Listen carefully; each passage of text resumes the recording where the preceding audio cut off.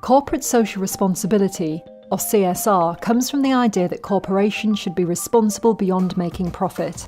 As part of society, they should also operate in ways that positively impact the environment, society and the economy. The tobacco industry has not missed this opportunity and has been actively conducting CSR programs like other corporations. However, the tobacco industry is not like any other industry. Here are 3 reasons why tobacco industry-related CSR activity should be banned, as recommended by the WHO Framework Convention on Tobacco Control. 1. There is an irreconcilable difference between the impact of the tobacco industry and the goals of CSR. In principle, there is an inherent contradiction when the tobacco industry, which makes its money by selling products that causes death and diseases, engages in activities that are socially responsible. The entire industry thrives on peddling a range of products that are so lethal that kills half of their consumers. CSR is used to distract people from the harms of its products, but no amount of CSR can offset this deadly impact. A sincere interest in social responsibility should move them to shut down operations and save millions of people from tobacco-related deaths. 2. Tobacco industry-related CSR activities are strategies to protect their business from threats. The tobacco industry has used CSR programs to evade bans on advertising, to use it as a form of sponsorship, to buy public goodwill, to gain access to senior officials and influence policy, and to delay implementation of tobacco control policies.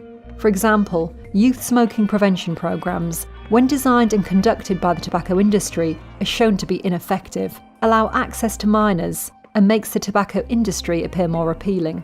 These programs make it seem that the tobacco industry is providing a public service, proposing solutions for the problem it creates. In reality, they distract from proven effective measures recommended under the WHO Framework Convention on Tobacco Control. 3. CSR programs to give back cannot cover the staggering social and environmental costs of tobacco. To illustrate, conducting education programs for tobacco growers cannot compensate for the low prices that the industry pays for their tobacco leaves, which keeps the farmers trapped in a cycle of poverty. Tobacco growing also exposes them to the harms of green tobacco sickness. Industry-led tree planting programs cannot balance the destructive deforestation that happens during the tobacco curing process. Industry-supported scholarships for children of tobacco farmers cannot obscure its history of benefiting from cheap tobacco prices through child labour. Clearly, the tobacco industry's CSR programs are more of a greenwash for the wide spectrum of harms this business causes to society.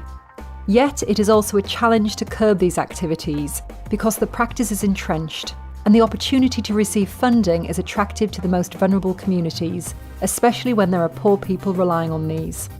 However, there is a valid reason to ban such CSR activities by the tobacco industry. There must not be allowed another way to manipulate public opinion and policymakers, nor be able to use CSR as a protection from regulation. At the end of the day, the world does not need more empty good deeds and persuasive strategies. The world needs true and concrete accountability for all the harms the tobacco industry has caused in the lives of people and on the environment everywhere.